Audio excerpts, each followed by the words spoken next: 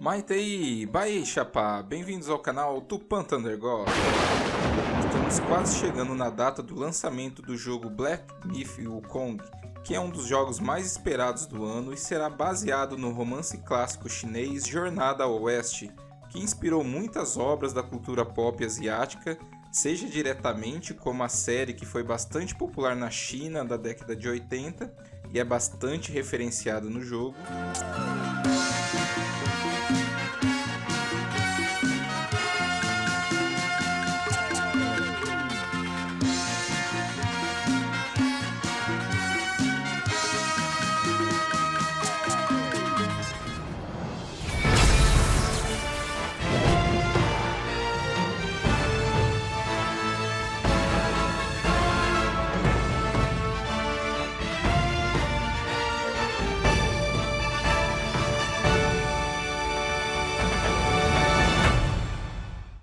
seja indiretamente como o anime Dragon Ball.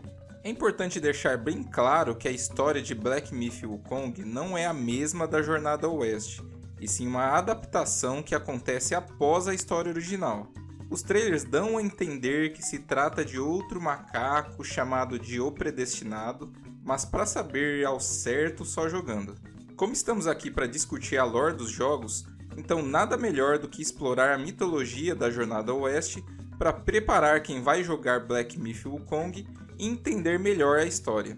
Para isso, vou fazer uma pequena explicação de como funciona a mitologia desse mundo, resumir a história da origem do macaco Sun Wukong e a história da sua jornada de redenção escoltando um monge budista atrás de sutras sagrados. E como eu não resisto, no final vou comentar as minhas teorias de como será a história do jogo. Então, Yaha Amo! Tupan Thunder God. Explicando a lore, Jornada ao Oeste é um romance escrito por Wu Shenzhen por volta do ano de 1570 e faz uma paródia mitológica com uma peregrinação feita na vida real pelo monge budista Xuanzang entre os anos 602 a 664, que foi até a Índia para buscar os sutras originais escritos lá durante a criação do budismo e melhorar a tradução dos sutras de seu templo na China. Essa forma de pegar uma história real e acrescentar elementos épicos mitológicos parece muito com o que o Camões fez 2 anos depois, se inspirando nas viagens de Vasco da Gama às Índias para escrever Os Lusíadas. A estrutura narrativa da Jornada ao Oeste é a de um herói que decide reunir uma tripulação feita de outros grandes heróis para ir atrás de um MacGuffin. MacGuffin é um elemento de roteiro que é utilizado para motivar e dar andamento à jornada, mesmo que sua própria existência não seja tão importante para a trama, já que os desafios da aventura devem ser mais interessantes do que o resultado final da jornada. A felicidade não está no pico da montanha, está enquanto você escala esta montanha. Exemplos de histórias com estrutura parecida são Os Lusíadas, que buscam uma rota para as Índias, Jasão os Argonautas, que reúne heróis gregos como o próprio Hércules para ir atrás do Velocídromo de Ouro, Rei Arthur, que reúne os Cavaleiros da Távola Redonda para ir atrás do Cálice Sagrado, Dragon Ball Clássico, em que a Bulma reúne lutadores de Kung Fu para reunir as Esferas do Dragão, One Piece, onde o Luffy reúne uma tripulação de piratas para ir atrás do tesouro de One Piece, Assassin's Creed, em que o Altair reúne outros assassinos para ir atrás da Maçã do Éden, e Horizon Forbidden West, em que a Eloy reúne aliados para encontrar uma forma de restaurar o sistema de terraformação. A China, na época em que foi escrita a Jornada do Oeste, possuía 2 religiões principais, o Taoísmo, que é uma religião politeísta, e o Budismo, que é uma religião ateísta. Por causa disso, muitas das entidades descritas na obra são baseadas nas entidades dessas 2 religiões, com o taoísmo inspirando as criaturas animalescas e mágicas e o budismo inspirando as motivações e os comportamentos dos personagens. O taoísmo é uma religião muito antiga, que remonta a mais de 2000 anos antes de Cristo e foi criada através da junção de vários mitos pré-históricos na China. Até por isso, possui uma variedade gigantesca de entidades. O budismo surgiu na Índia derivando do hinduísmo, quando o príncipe Siddhartha Gautama decidiu largar tudo para aprender uma forma de acabar com o sofrimento da humanidade, acabou entendendo como tudo funcionava, alcançando a iluminação e ensinando aos seus discípulos como alcançá-la também. Seus discípulos então se espalharam pela Ásia e seus ensinamentos se encaixaram muito bem com os valores do taoísmo na China. Para quem jogou Cyberpunk, eu já expliquei melhor a história e a ideia do budismo no vídeo sobre o FF06B5 para explicar esse que é o maior mistério do jogo. Quem quiser entender melhor como essa religião funciona, esse vídeo complementa bastante. Mas nesse vídeo eu vou resumir algumas ideias importantes para entender alguns simbolismos da história da Jornada ao Oeste. Budismo. Os 5 preceitos budistas. Os 5 preceitos são princípios éticos básicos que os budistas são incentivados a seguir. Eles formam a base da moralidade budista e são considerados guias para uma vida virtuosa, como se fossem os mandamentos da Bíblia cristã. Os preceitos são: não matar, abster-se de tirar a vida de qualquer ser senciente, seja humano ou animal. Esse preceito reflete o princípio de não violência, ahimsa.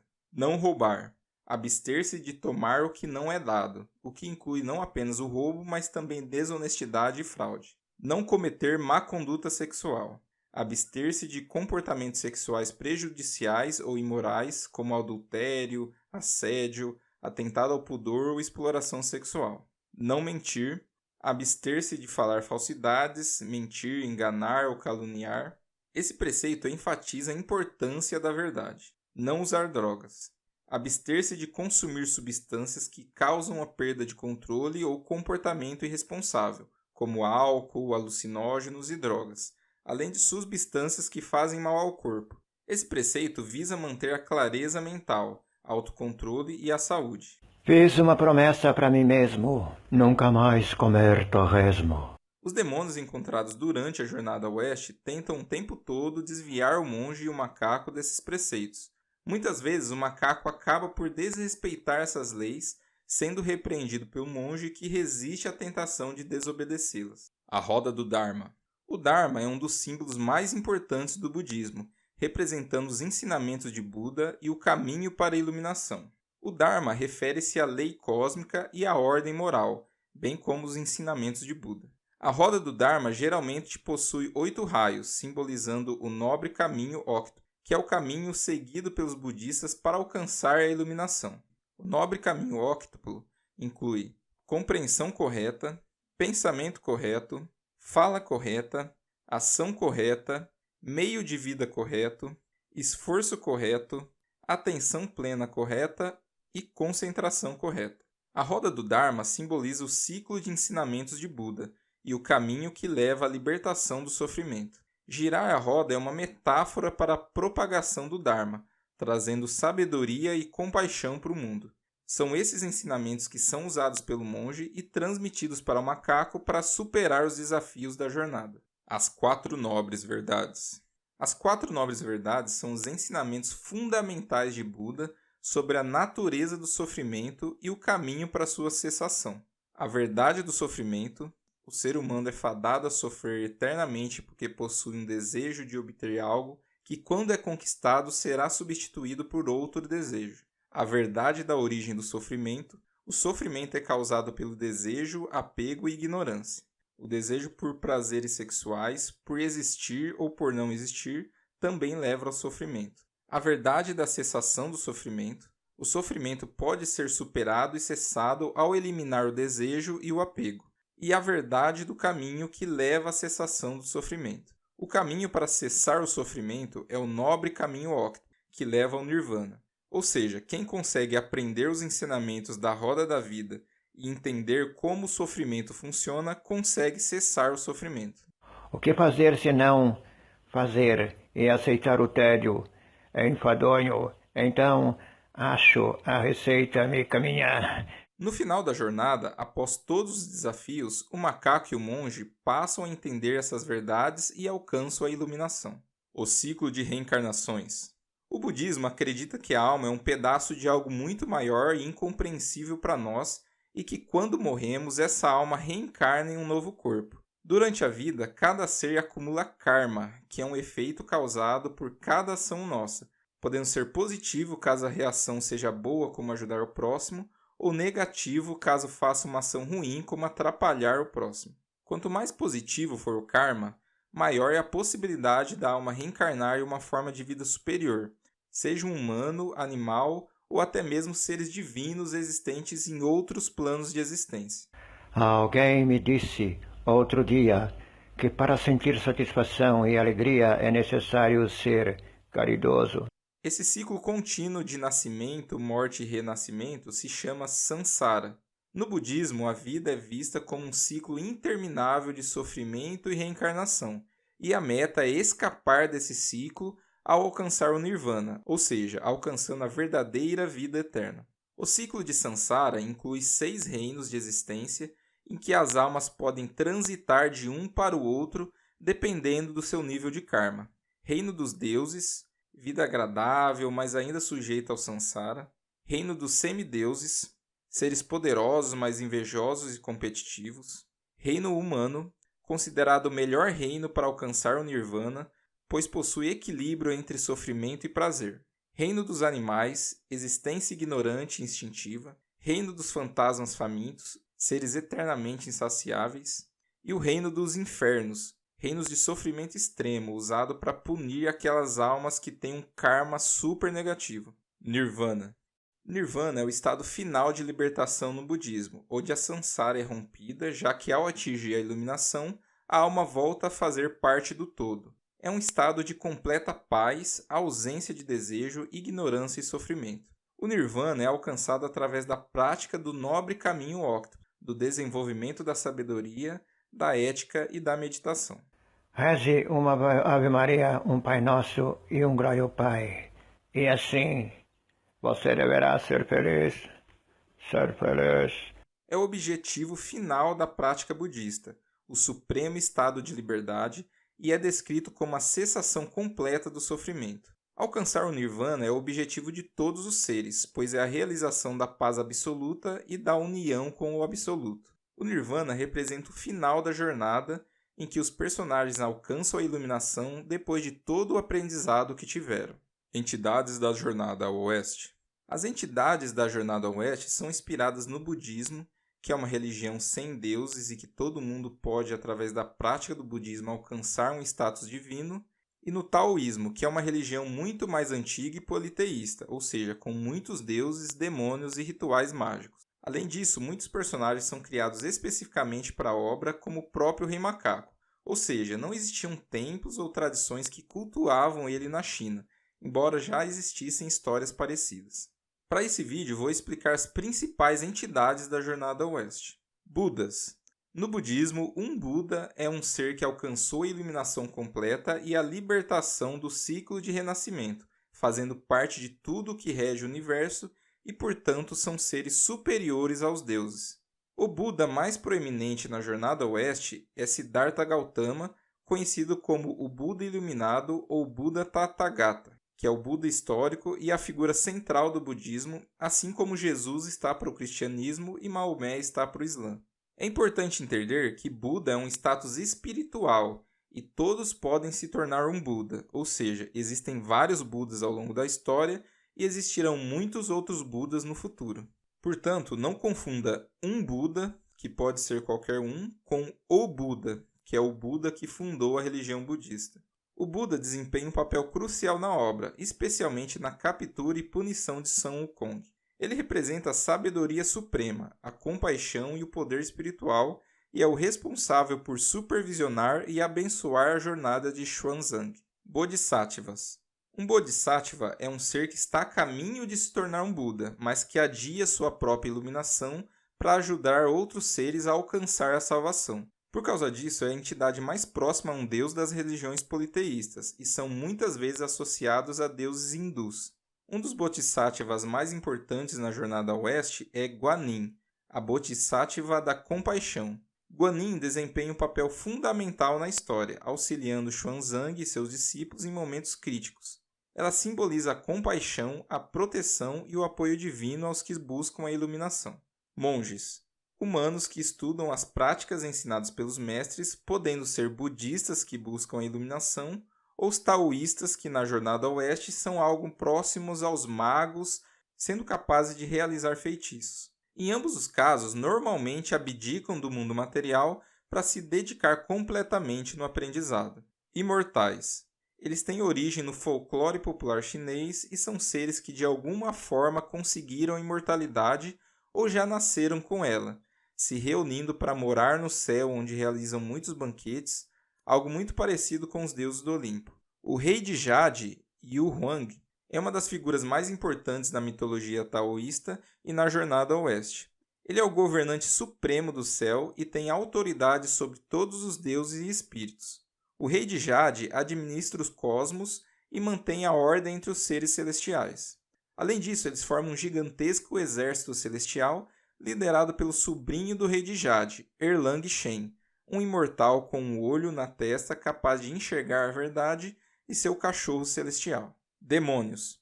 Os demônios são seres que representam o mal, o caos, os obstáculos espirituais e são mortais como os humanos. Na história da Jornada ao Oeste, normalmente são representados como animais com corpo humano, como tigres, lobos, porcos, etc.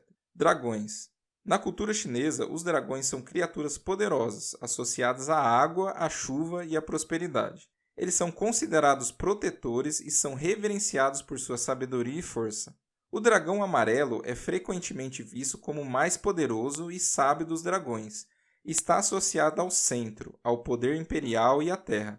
Na tradição chinesa, ele é frequentemente considerado o governante supremo dos dragões, com autoridade sobre todos os outros dragões, dividindo seu reinado para serem governados por 4 dragões. O dragão do norte, que governa o mar setentrional, está associado ao frio e às águas profundas.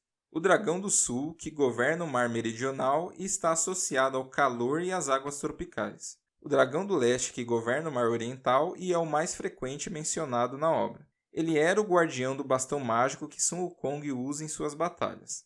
E o dragão do oeste, que governa o mar ocidental e foi enganado ao receber seu reino, pois ao oeste só existe deserto, e por causa disso chorou até formar o lago de água salgada Qinghai.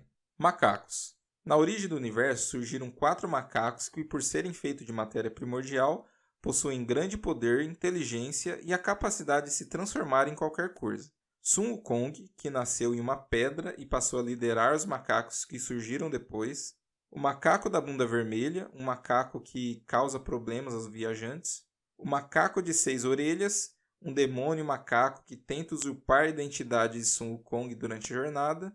E o macaco do reino das mulheres, um ser mágico que vive no reino das mulheres e também usa suas habilidades para enganar os viajantes. Agora, conhecendo um pouco das entidades da Jornada ao Oeste, vamos resumir a história destacando os pontos mais importantes para entendê-la. Vivendo e aprendendo. A origem de Sun Wukong. Sua história começa quando ele nasce de uma pedra primordial no topo da montanha das flores e frutas. Essa pedra, nutrida pelos céus e pela terra, desenvolveu uma consciência e após eras deu origem a um macaco. O macaco rapidamente se destacou entre os outros por sua inteligência e força. Após encontrar uma caverna segura para os outros macacos, atrás de uma cachoeira, ele foi coroado como Rei Macaco. Depois de um tempo, ele ficou incomodado com a ideia de morrer e perder o seu reinado. Determinado a alcançar a imortalidade, ele deixou seu reino e viajou até encontrar um monge taoísta, o patriarca Subhut, que se tornaria seu mestre e ensinaria diversas magias como a capacidade de utilizar nuvens para voar e utilizar suas habilidades de transformação para conseguir se transformar em 72 formas. Após um período de aprendizado e treinamento, seu mestre o batizou com o nome de Sun Wukong, que significa desperto para o vazio. Com o objetivo de fortalecer ainda mais suas habilidades, Sun Wukong viajou até o fundo do oceano e encontrou o Hui Jun Bang, um bastão mágico que antes era o pilar que sustentava os mares.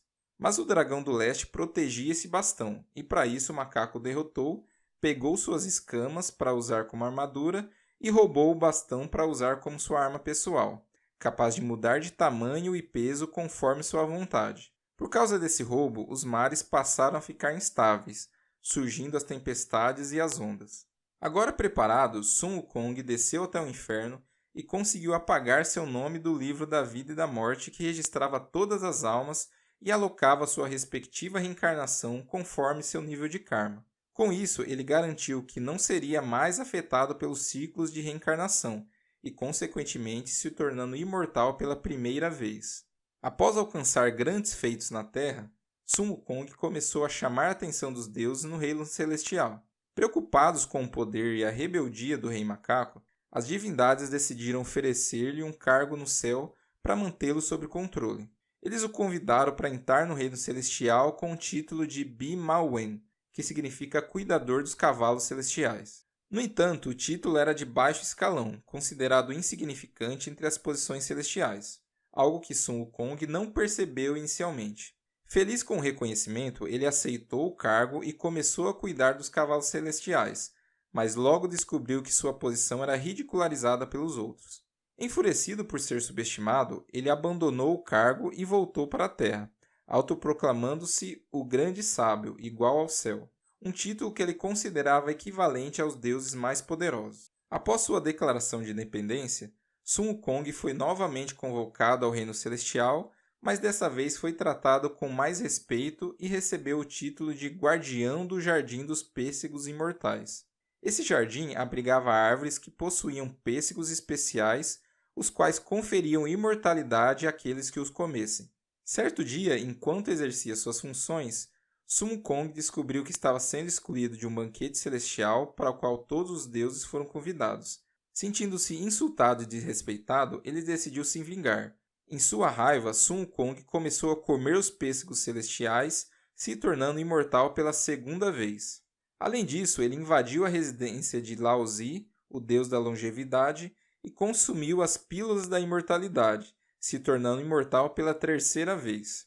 Esse ato de desobediência e falta de respeito levou à fúria das autoridades celestiais e desencadeou uma série de eventos que culminaram em uma guerra entre Sun Wukong e os exércitos do céu, a Guerra Celestial, onde Sun Wukong derrotou os exércitos celestiais que precisaram pedir ajuda para Buda, que aceitou ajudá-los. Ele confrontou o macaco e propôs um desafio: subir na palma de sua mão e tentar saltar para fora dela. Sun Wukong aceitou, salvou o máximo que conseguiu e caiu ao lado de 5 pilares gigantescos.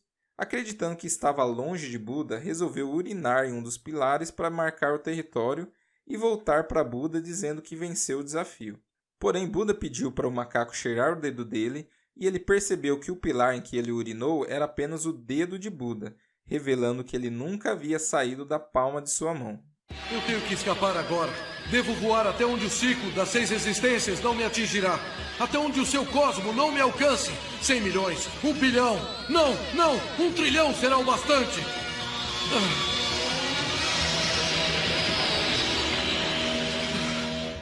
Eu tenho certeza que aqui será o bastante. O quê?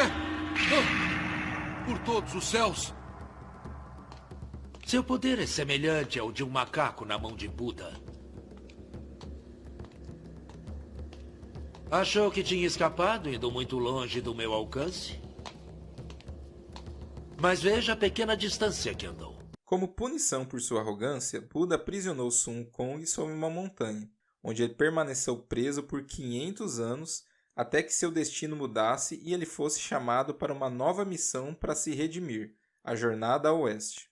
Jornada ao Oeste. Buda estava descontente de como seus ensinamentos não estavam sendo bem ensinados na China, e pediu para Bodhisattva Guanyin escolher alguém para ir até a Índia e buscar o verdadeiro ensinamento budista. Ela então escolheu o monge Xuanzang, que é uma reencarnação de um discípulo direto de Buda, e pediu para o imperador da China recrutá-lo para a tarefa. Ele recebeu a missão de vida ordenada pelo imperador para viajar até o oeste, a terra de Tiansu, Índia, para buscar as escrituras sagradas do budismo. Xuanzang aceita a longa e perigosa jornada, então o imperador o presenteia com uma tigela de ouro para ser utilizada durante a jornada. Como o caminho é muito perigoso e cheio de demônios, Buda decidiu que Sun Wukong poderia ser libertado para proteger Xuanzang em sua missão, sob a condição de que ele permanecesse fiel e controlasse seus impulsos.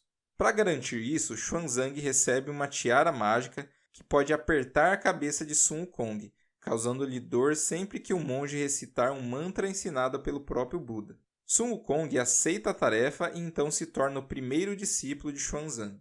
Zubadje, ou Porco dos Oito Preceitos, era originalmente um marechal do céu responsável pelo comando de 80.000 guerreiros celestiais.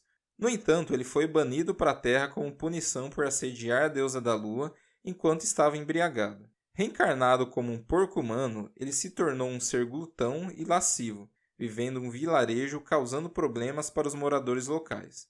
Quando Xuanzang e Sun Wukong o encontrado, ele é subjugado e convencido a se juntar à jornada como uma forma de perdoar seus pecados. Shao Wujin, ou Monge da Areia, também conhecido como Sha Sen, era um general celeste que foi banido para a Terra após quebrar um vaso precioso no céu. Foi transformado em um ogro e condenado a viver no Rio das Areias, onde estava aterrorizando viajantes. Quando Xuanzang e seus discípulos cruzam seu caminho, Shao Wujin é derrotado e é convencido a se juntar à expedição para buscar redenção. O último membro do grupo é o Cavalo Branco, que na verdade é o filho do Rei Dragão do Mar Ocidental. Originalmente um dragão, ele foi condenado por destruir uma pérola preciosa e sentenciado à morte. Contudo, Guanin, a deusa da misericórdia, intercedeu e o transformou em um cavalo para servir Xuanzang em sua jornada. Com esses companheiros ao seu lado, Xuanzang continua sua jornada enfrentando demônios, monstros e diversos desafios, cada um deles contribuindo para o crescimento espiritual e a redenção dos discípulos enquanto buscam as escrituras sagradas. Durante a jornada, alguns desafios aconteceram, mais precisamente 80 desafios. Aqui no vídeo vou resumir as histórias mais conhecidas que ilustram bem como são os restantes dos inimigos. Muitos deles demônios que acreditam que se comerem a carne do monge, se tornarão imortais. Demônio do Osso Branco. Durante sua jornada, Xuanzang e seus discípulos encontram um ser maligno conhecido como Demônio do Osso Branco, Bai Gujin, uma poderosa entidade que pode mudar de forma. O Demônio do Osso Branco aparece pela primeira vez disfarçado de uma idosa pedindo ajuda, tentando enganar Xuanzang para se aproximar e comê-lo. Sun Wukong, com sua sabedoria milenar, percebe a verdadeira natureza do demônio e o ataca com seu bastão mágico, matando aquela carcaça falsa e fazendo com que o demônio fuja.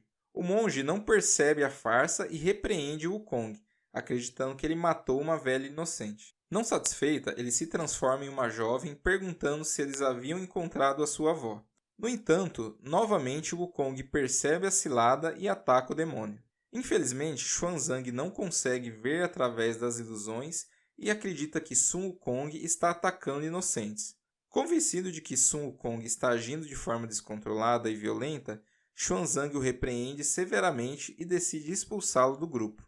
Após a expulsão de Sun Wukong, o Demônio do Osso Branco finalmente revela sua verdadeira forma, antes de tentar novamente atacar Xuanzang. Sem a proteção de Sun Wukong, o grupo está em grande perigo, mas antes que algo pior aconteça, Sun Wukong retorna e destrói o demônio definitivamente, salvando Xuanzang e seus discípulos. Mesmo descobrindo a verdade, o monge não aceita que Sun Wukong mate, já que isso vai contra os ensinamentos budistas e pede para que ele nunca mais faça isso. Macaco de 6 orelhas. O macaco de 6 orelhas é uma criatura astuta e poderosa, com habilidades que rivalizam com as de Sun Wukong.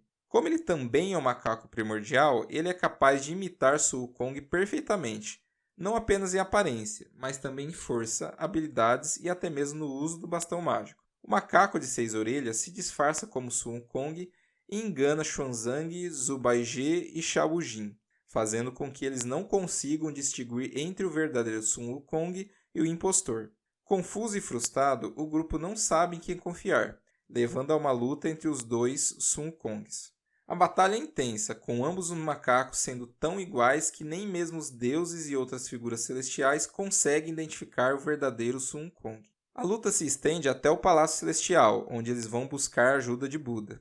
Finalmente, é o próprio Buda quem resolve o impasse. Usando sua sabedoria, Buda revela que o macaco de 6 orelhas, embora possua habilidades extraordinárias, não tem o coração puro e a mente clara como o verdadeiro Sun Wukong. Buda então expõe o macaco de 6 orelhas, que é destruído. A Montanha Flamejante. Xuanzang e seus discípulos encontram uma montanha em chamas chamada Montanha Flamejante, Huoyanshan, que bloqueia seu caminho. Para continuar a jornada, eles precisam extinguir o fogo, mas descobrem que ele é alimentado por um calor intenso que não pode ser apagado por métodos convencionais. Sun Wukong descobre que a única maneira de apagar o fogo é com um leque mágico chamado Leque de Ferro, Ban Tin Shan, que pertence à Princesa de Ferro, Qin Shen Gongzhu. A Princesa de Ferro é a esposa do Rei Demônio Touro e mãe do Príncipe Demônio Menino Vermelho, Hon Haier. O Leque de Ferro é um poderoso artefato que com um único aceno pode criar ventos fortes o suficiente para apagar qualquer fogo. Sun Wukong parte para encontrar a Princesa de Ferro e pedir o leque emprestado. No entanto, a princesa, conhecendo a reputação de Sun Wukong, se recusa a ajudá-lo. Ela até tenta enganá-lo, dando um leque falso que, ao invés de apagar chamas, aumenta o fogo. Determinada a cumprir sua missão, Sun Wukong retorna e usa suas habilidades de transformação para tentar enganar a princesa, assumindo diferentes formas, inclusive a do Rei Demônio Touro, mas não consegue enganá-los. Sun Wukong pede ajuda à deusa da misericórdia Guanin e ela consegue subjugá-los. A Princesa de Ferro, vendo que não tem outra escolha, finalmente cede e empresta o verdadeiro Leque de Ferro a Sun Wukong. Com o Leque de Ferro em mãos, Sun Wukong retorna à Montanha Flamejante e com alguns acenos apaga o fogo, permitindo que Xuanzang e seus discípulos continuem a sua jornada rumo ao oeste.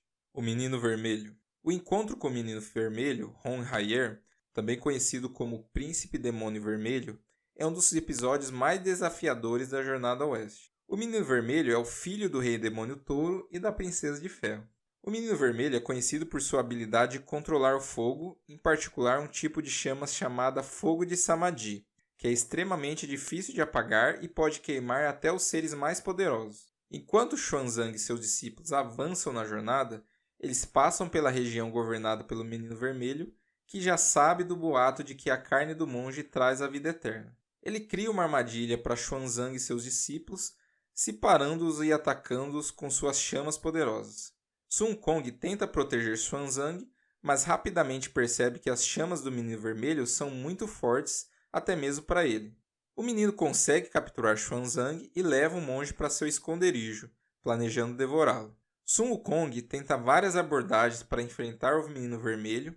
Ele busca a ajuda de outros deuses, incluindo o deus do vento e o deus da chuva, para apagar chamas. Mas o fogo de Samadhi é imune a seus esforços. Percebendo que precisa de uma ajuda mais poderosa, Sun Wukong decide buscar novamente a intervenção de Guanin. Ela decide ajudar se disfarçando de uma velha mística para atrair o Menino Vermelho com promessas de poder e quando ele baixa a guarda, Guanin o captura usando um vaso de água sagrada e um anel dourado, que se fecha ao redor da cabeça do Menino Vermelho, subjugando-o completamente. Guanin então o leva sob sua proteção, adotando-o como seu discípulo para ensinar a virtude e redimir seus atos malignos. Sob a orientação de Guanin, o Menino Vermelho abandona seu caminho destrutivo e se torna um ser mais compassivo. A Tartaruga Gigante. Em um dos episódios da sua jornada, Xuanzang e seus discípulos chegam a um vasto e perigoso rio que precisam atravessar para continuar sua missão. O rio possui correntes fortes e criaturas perigosas. Enquanto tentam descobrir uma maneira de atravessar, eles encontram uma tartaruga gigante que vive no rio. A tartaruga é uma criatura antiga e sábia, com um grande conhecimento sobre o rio e seus perigos. Ela se aproxima do grupo, reconhecendo Xuanzang como um monge sagrado em uma missão divina, e oferece sua ajuda. A tartaruga revela que há muito tempo ela fez um voto de ajudar aqueles que estão em busca de iluminação e sabedoria. Durante a travessia, a tartaruga compartilha histórias e lições de vida, oferecendo sabedoria adicional ao grupo. No entanto, ao se aproximarem da margem oposta, a tartaruga faz um pedido especial a Xuanzang. A tartaruga revela que no passado ela também fez um pedido aos deuses.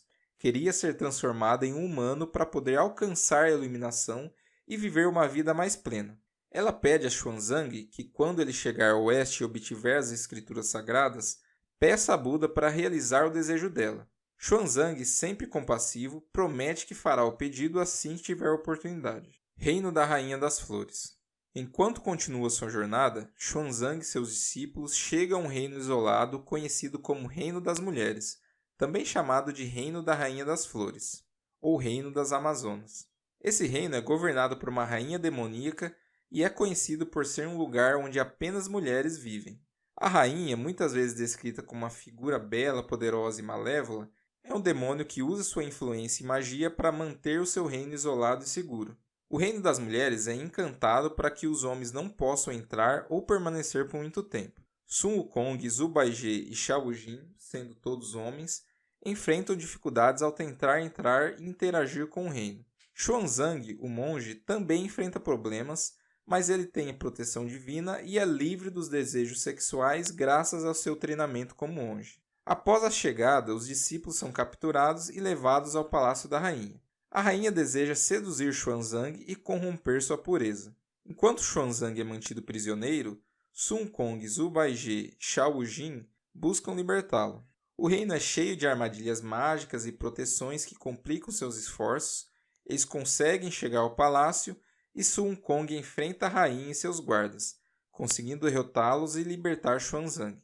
A rainha é capturada e o reino é liberado das garras da tirania demoníaca, permitindo que as mulheres da ilha voltem a se relacionar com homens. O Tigre de Ouro e o Tigre de Prata. Durante a jornada, Xuanzang e seus discípulos chegam a uma área perigosa onde são confrontados por dois demônios conhecidos como o Tigre de Ouro, Jinhu, e o Tigre de Prata, Yanhu. O principal instrumento usado pelos Tigres de Ouro e de Prata para capturar suas vítimas era um jarro mágico. Esse jarro era capaz de sugar qualquer um para dentro dele, independentemente de quão poderoso fosse. O jarro possuía um mecanismo específico. Uma vez que a tampa fosse aberta e o nome da vítima fosse chamado, ela seria instantaneamente sugada para dentro, sem possibilidade de escapar. Quando os demônios tentaram usar o jarro mágico para tentar capturar Sun Wukong, eles subestimaram sua astúcia e habilidade. Sun Wukong, sendo extremamente ágil e inteligente, conseguiu evitar ser capturado ao transformar-se em diferentes formas e criar cópias ilusórias de si mesmo. Em um momento de descuido dos demônios, Sun Wukong conseguiu virar o jogo, tomando o controle do jarro mágico e virando contra os próprios Tigre de Ouro e Tigre de Prata. Ele o sugou para dentro do jarro, encerrando a ameaça. Outros demônios apareceram pelo caminho, como o macaco da bunda vermelha, que também poderia se transformar, o demônio da capa amarela, que tinha uma capa capaz de criar ventanias, e a vingança do Rei Touro para o que fizeram com sua esposa e filho, além de dragões e espíritos, totalizando 80 desafios até chegar ao Templo da Índia. Chegada ao Oeste. Xuanzang e seus discípulos finalmente chegam à Terra do Oeste. Ao chegar, o grupo é recebido pelos Budas e monges, que se mostram muito satisfeitos com a chegada dos viajantes. As escrituras sagradas são entregues a Xuanzang como um reconhecimento do sucesso de sua jornada. Porém, ao ir embora, aparece uma águia para roubá-las e eles percebem que é preciso entregar algo em troca como forma de gratidão para ter a permissão de ir embora com elas. Para isso, eles entregaram a tigela de ouro que o imperador deu para o monge utilizar em sua jornada. O presente é aceito e a jornada é concluída, o que por consequência faz com que os viajantes aprendessem todos os ensinamentos budistas. O monge e o macaco conseguem atingir a iluminação e recebem os títulos de Budas. Dessa forma, a tiara que servia para manter Sun Wukong sob controle é removida, já que não tem mais motivo para contê-lo. O ogro alcança o Arnat, que é quando se atinge a iluminação, mas sem conseguir quebrar o círculo de reencarnações para se tornar um Buda, dessa forma se tornando Bodhisattva. O porco não conseguiu aproveitar os ensinamentos e não atingiu a iluminação, permanecendo no templo como servo, realizando a limpeza do altar. O retorno. Com as escrituras sagradas em mãos, Xuanzang e seus discípulos iniciam a viagem de volta para sua terra natal. Porém, Buda havia preparado 81 desafios, que é um valor relacionado ao número 9, já que 81 é 9 vezes 9. Durante o retorno, eles precisam passar novamente pelo rio, reencontram a tartaruga gigante e pedem ajuda para atravessar o rio de volta. Durante a travessia, ela pergunta sobre seu pedido ao Buda para se tornar uma pessoa, e eles revelam que esqueceram. Irritada, ela derruba a tripulação no rio, molhando as escrituras e fazendo com que algumas palavras se perdessem. Porém, Sun Wukong, agora evoluído, percebe que as escrituras não são o principal ensinamento, e sim a própria jornada. Ao retornar, Xuanzang e seus discípulos são recebidos como heróis e recebem grandes honras. O imperador e o povo celebram a chegada das escrituras sagradas, que são guardadas no templo e utilizadas para trazer a ordem e paz ao império. Sun Wukong volta para a Montanha das Flores e Frutos para descansar e voltar a cuidar de seu reinado. Teorias. Como comentei no início do vídeo, tudo indica que Black Myth Wukong se passa depois da Jornada ao Oeste, e que o personagem principal parece não ser o mesmo macaco da jornada clássica. Curiosamente, existe um livro escrito mais de 100 anos depois, chamado Suplemento à Jornada Oeste, que conta uma história que se passa durante a jornada, em que Sun Wukong é preso em um mundo de sonhos por um peixe demoníaco, onde é possível voltar no tempo para refazer sua jornada e corrigir seus erros do passado. Eu acredito fortemente que o jogo irá se inspirar nessa história. Outra possibilidade é que seja outro macaco que precisa refazer os mesmos passos de Sun Wukong para poder alcançar a iluminação. De qualquer forma, estamos ansiosos para ver como será contada essa história e se quiser ver mais dela aqui no canal, deixe o like no vídeo, se inscreva no canal para não perder os conteúdos futuros e ajude a divulgar clicando no botão hypar caso esteja no celular.